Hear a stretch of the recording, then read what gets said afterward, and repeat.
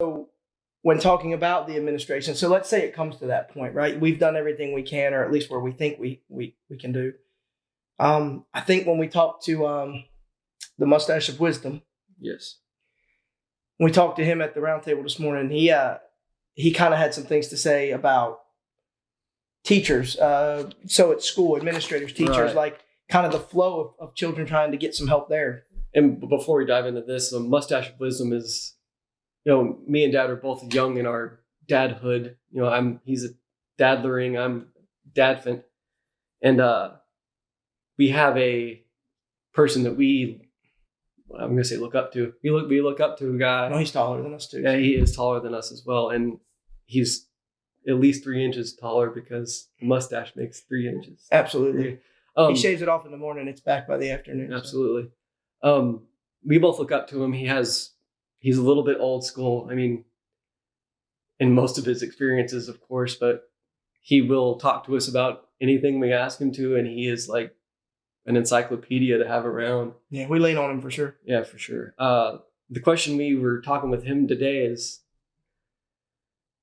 you hit that administration point where you're having a child report a bullying incident, whatever that might be, to a teacher, and you have a bunch of different things that could happen at that point, because that teacher could be a veteran of 20, 40 years. Yeah, so there's that huge spectrum of teachers, right? Right. The 60-year-old teacher and the 25-year-old teacher. Yeah, and those are two very different schools of thought, people that have seen very far different things in the school systems. They're going to treat that very differently. Now, there's protocols, of course, that exist in schools. I imagine that, anything that's reported, zero tolerance, bullying, all that good stuff. But at what point do you have to let these kids deal with it first? Is it that administration's place to give them advice before talking to the parents? I mean, I see exactly what he was saying. It's, so you've got that first level, it's the kids.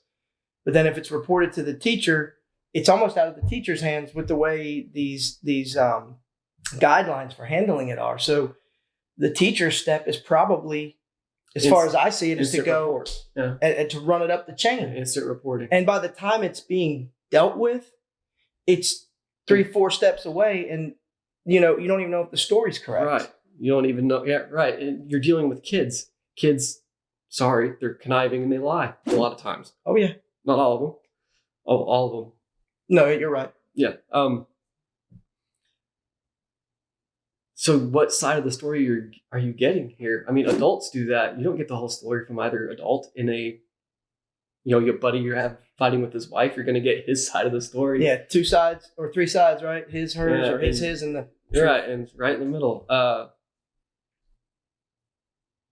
At that point, you're kicking that situation all the way up the chain of command to a whomever. Yeah. When it gets to that point, then what happens? They pull the kids in, they pull the parents in, and they don't get a chance to deal with it. Yeah. I mean, and there's certain instances that should happen. You're exactly. And that's kind of where I'm going. Like, so, we've talked about there's kind of a spectrum of bullying, whereas when you and I come up, all we can remember is physical bullying, right? Right. And when did it need to get escalated? Well, when fisticuffs or whatever. Fisticuffs, when you got out there on the playground or wherever, and a couple of blows got thrown when the teachers came in, and rightfully so, because you don't want kids bludgeoning each other. But sometimes that's all it took was those couple of swings to fix it, right? So I understand that it's a little different with cyberbullying and name calling and picking on and things like that.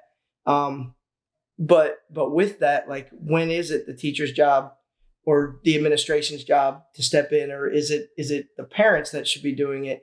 Because that's where I'm confused on it all. In that, I ask my daughter every day, how her day was, and she'll tell me it was good, it was this, we did that, this person was mean to me, and we always try and get to the bottom of it. And generally, it turns out when I'm like, well, why was such and such mean to you? Well, she said I was cheating at the game. This was last night at the dinner table. It's like, well, we were playing this game with marbles, and she was mean to me. I'm like, well, why? And she's like, well, she said I cheated. I'm like, okay, so what did you do? She's like, well, then I told her she cheated. And I was like, then what did you do? Well, then we kept playing.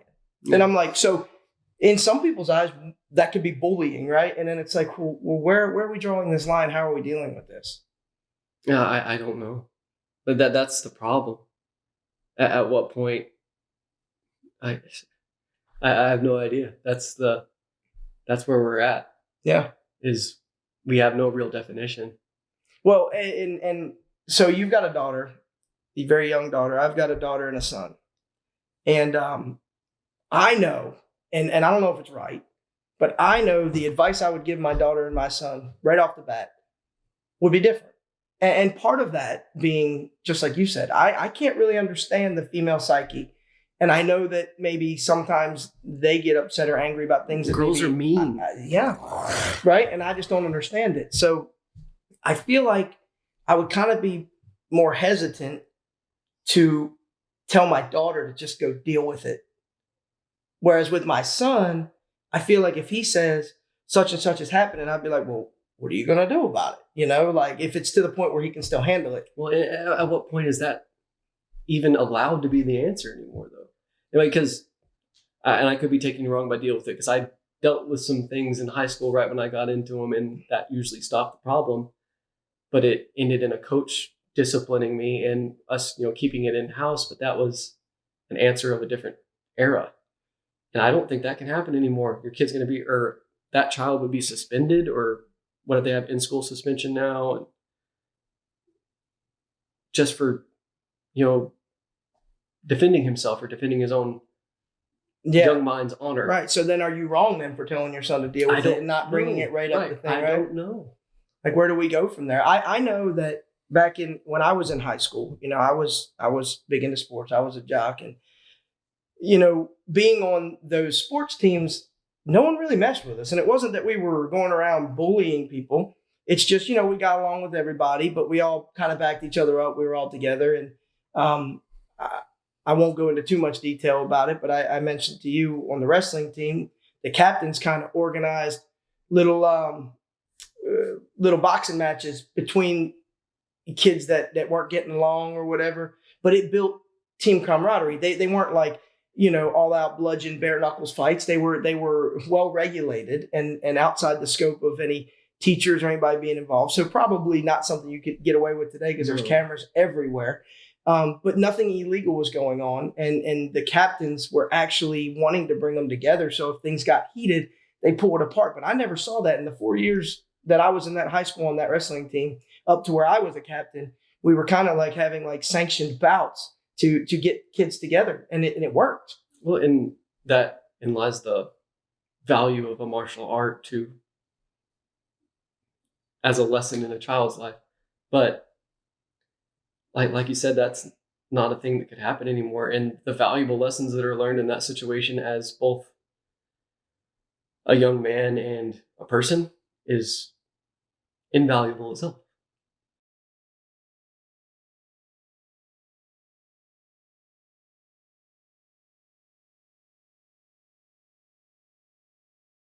Also, either you don't get that job or you do get that job. How you deal with that accordingly comes from your prior experiences in life, and that goes all the way back to grade school. Did you feel that win-loss structure? Did you have to beat somebody out for something? Did you deal with difficult people? Did you deal with difficult circumstances at all? Or were you coddled through by adults? I agree. I'm confused both as a parent and as a person, because I don't know what the entire spectrum of bullying now is. And I don't know exactly what to tell my kids. I only want to raise them with the best values and similar to how I think I was raised. I think my parents did a great job when it came to that part of it, making me stand up for myself, but at the same time, not letting me. It's a valuable skill. Yeah, they didn't let me become a bully, and they certainly wouldn't have let me get bullied to the point where I was getting physically ill. Because I in some of this, I found out that so there's actually a study that does show there's a negative effect on physical and mental health to people that are constantly bullied, at least under whatever definition that is today. Right. That was from National Bullying Prevention Center. But I also found this. There's just one stat I pulled from this, and I found this interesting. I'll get your take on it. So AmericanSPCC.org. And I don't know if this is correct, but I saw it and I had to write this down. 160,000 students in the U.S. per day skip school for fear of being bullied. That's one. And the other is when bystanders intervene, 57% of bullying stops within the first 10 seconds. What do you think about those? That goes back to, yes, the bystander thing, which I think is few and far between nowadays. Is that like a best friend thing, you think? Or is that kind of like... It's somebody that doesn't want to go like this and film you getting in a fight with somebody. The bystander thing was huge because I've been there. You've been there. Mm-hmm. Oh, yeah. Whether it's a weaker kid or... I volunteered for special education classes that I would go around to the Special Olympics and help people with that. And I took care of this one kid. His name was Nathan. And nobody really messed with Nathan. You just don't. Yeah. And there was a reason for that. You start making fun of somebody like that, there's no reason for it. And somebody showing up, administration didn't need to get involved. And to be real honest, there was probably nothing. I'm not sure I got through to Nathan himself, but I would be the guy that stepped in between those two people. Yeah. Whether it was just words, but no, you're not going to do that. If it's physical and you have somebody that outwardly shows that, no, you're not going to stand for that. This is wrong. It causes a self-reflection on no matter how angry or indifferent that person decides he's going to try to be after he's stepped in on. So he's going to figure out that he was doing something wrong. Yeah, intervening doesn't necessarily mean like once there's a punch thrown, right? I mean, I think it actually probably less means that. More is like see something, say something, but this is see something, do something. Right. Well, and most of those instances I would put money on it are the person that's instigating's peer is stepping in on that situation. That speaks volumes. Yeah. To that kid. If you have a peer telling you you're doing something wrong, but if you told me I'm doing something wrong, which you've done 1,000 times, have you just taken it to heart? Whatever. You're kind of mean. That is so untrue, and you know it. I'm really not. I'm super nice. But yeah, I mean, I just, the other part, just before we jump off of this topic, just if let's just assume this number is true, 160,000 students a day. I mean, that something needs to be done, right? About if they're skipping school because they say they're for fear of being bullied.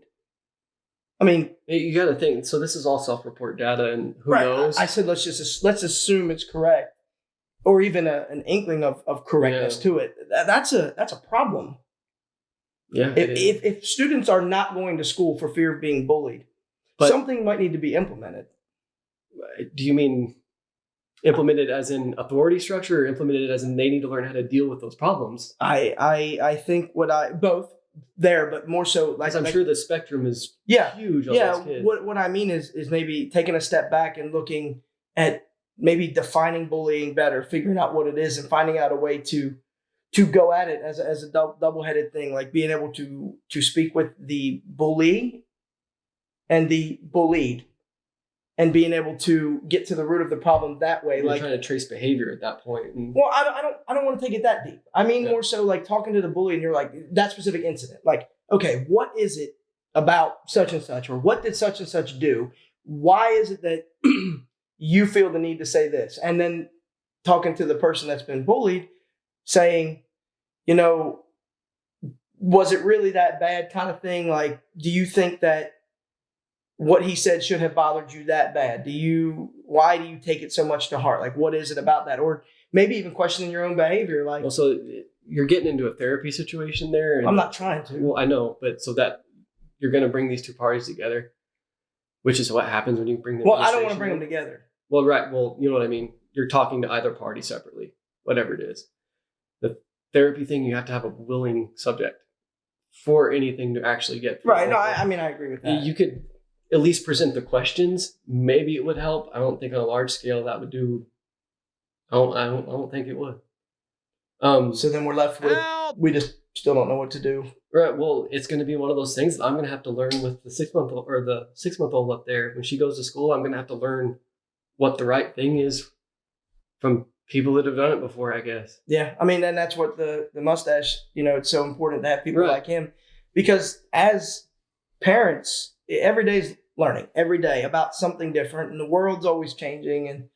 And so I guess the answer to that question, I think you said it without actually saying it directly, is that if we want to fix that or find that as a problem, it's going to start with the parent. It's ultimately going to start with them. And Right. that's, And it all comes back to the mustache of wisdom. Is when we asked him about this, he gave us several instances about himself in the 70s, about his dealings with bullies personally. And he had the quintessential traditional upbringing, apparently. right. And his kids didn't. You said, as far as he knows, his kids haven't dealt with those situations with bullies on a large scale or reported scale or anything like that. And he draws it all back to, one, he's a very humble person. He says he's lucky. He has good kids. Yeah, it's funny. He doesn't take any credit for how his kids have turned out. Two, it started like, I have this big circle driven on my paper, and it circles back to the golden rule. The thing that we should all have learned when we were listening to Be Patient tapes before we went to preschool. It's treat others as you want to be treated, and be nice. Yeah. Be nice, seriously, like on a t-shirt. Yeah, just be nice. Be nice, have respect, have self-reflection. People different than you, people the same as you, people that you get along with, people you don't get along with, people in your group, without your group. Be nice. They're all just doing their thing. Nobody knows the stories behind the mean ones. Isn't it funny that as deep as we try to dive into this, and as much as we talk about how wide a range it is, right? At the very end, you come down to the simplest answers, right? Okay, so it's be nice. Is there another one? Circle. Ding. It's a circle.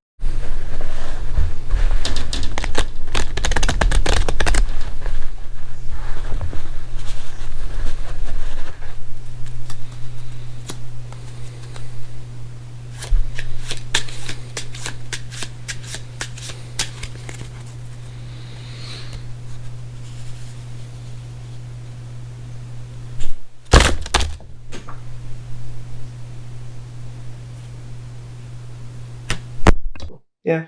So it's interesting to me, though. Like we're digging through all this, and it's like everything comes back to common sense and these almost archaic answers, in that you say, be nice, be respectful, and it starts with the parents, right? I mean, teach your kids the right way and be nice to everybody. And as a parent, listen.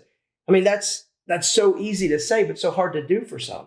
Right. Well, and then you catch it as it comes forward after that. Like, that's all you can do as a parent. At some point, if there's a bullying situation in your life, whether it be your child or whether it be a child bullying your child, you have to suppress all the murderous instinct that I know I will have. Sure.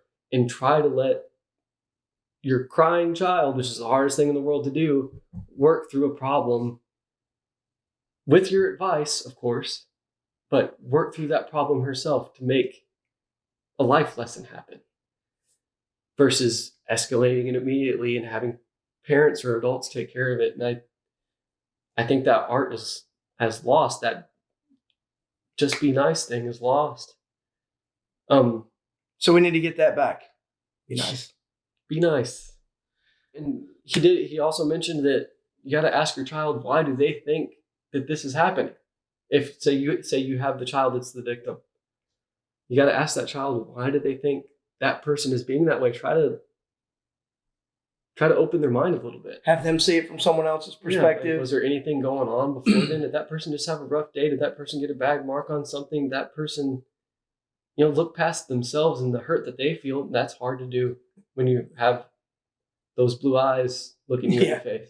But I think that's something that's very important, because there's so much self-gratification nowadays. It seems like, what's best for me. And I think sometimes having them step back and leaving that for a minute, seeing things from someone else's perspective, is even more beneficial than just the bullying topic. Like understanding that there are other people with other issues and other needs and other wants. And I think that being more accepting and being nice, that will come around in that aspect as well. I think it's very important. And I try to do that with my daughter, and always asking her, how her day was, and we do the same thing, maybe not to the same effect or same amount as the mustache, but I do ask her what caused that situation, and that's what I was telling you. If she said the girl said she cheated, well, what did you do? Well, I said it right back. Okay. Well, I mean, I'm trying to get to the root of things. So I'm constantly learning. I hope it sticks with her. And then I got a whole nother set of circumstances to worry about my son, because I'm worried about him being a bully because he's got such a temper on him. Right. And I'm worried. He's young. Who knows where that goes? Exactly. It's just that, and that's the mustache. The mustache, when I accidentally made a comment today in talking about my son, and I said, look, I'm just worried that he's going to get into this where he's the bully. And he said, well, we can fix that. And I didn't mean to, but I accidentally said, I tried. And literally as I said it, I continued on by saying, and I'm still trying. But he didn't hear that. The old school mentality. He heard me say I tried, and he instantly jumped on me. And he's like, it was interesting. Yeah, he's like, you know what that means? That means you've given up. And by the statement I made, I guess to him, he heard that, but I understand what he's saying. As parents, you're never done. There's always more you can do and always better you can be to better your children, right? Yeah. So don't ever say, I've tried. You throw in the towel as a parent, you've given up on your child altogether. And if you expect them to be anything better, then that's a pipe dream. Right. And it goes back to another mustache of wisdom quote is you want to give them the tools in these situations to deal with those without running away. Yeah. That's one of the hardest things I think possible, because most of the time the answer is, well, just don't talk to him. Just avoid him. Take another route to school. Get on another bus. Yeah. That you want to give them the tools minus combat that they can deal with the problem. Yeah. And not run away. Problem solving shouldn't be a lost art. You have to take it face on. I agree. I think we've covered a lot, though. And, I feel like talking back and forth with you and with the mustache, I feel like the support network that I have is great. Like, I love it. And I feel like I have more tools in my tool belt to go home and deal with situations. And it's nice to know that when things do happen, I have people to talk to. So, right. And I hope that something we've said may have affected somebody else out there. Maybe it's something they're dealing with, or. Yeah, by all means, comment. Give us your take on this. Nothing we have said is stone. I want to say set in stone. Yeah. We are evolving with everybody else as the bullying bubble grows. Bullying bubble. It's a bubble of bullies. It keeps getting bigger because it keeps sucking in more air. I like it. So we got to pop that bubble. We're open to every opinion. We're not here for arguments, and we're not here for heated anything, but we will have a discussion with anybody that would like to present one. Yeah, this is just trying to engage, put out things that happen to us, things we're dealing with, and we're pretty sure that other people in our situation are. So we just want to put this out there and see what comes back. Maybe y'all have something that you need us to talk about, or something you'd like to talk about with us. We're game for anything. So I feel good about that. Yep. I do have a question for you, though. What's that? So why do bees have sticky hair? Why? Well, because they use a honeycomb. Yeah? Oh, I was gonna do a spit take, but it wasn't funny enough. Well, I tried. What's the best thing about Switzerland? Hang on, let's see if you can get me. Probably, well, we won't go there. Go ahead. The flag's a big plus.